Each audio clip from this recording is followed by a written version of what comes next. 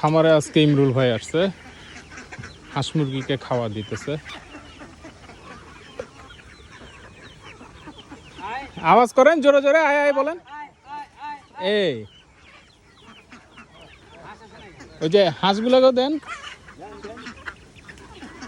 হ্যাঁ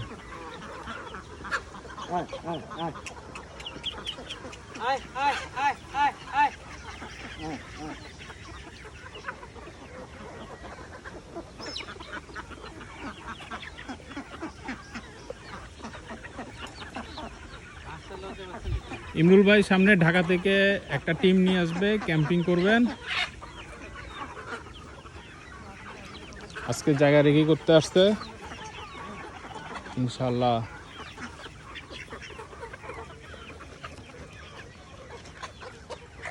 agro tourism হবে ইনশাআল্লাহ।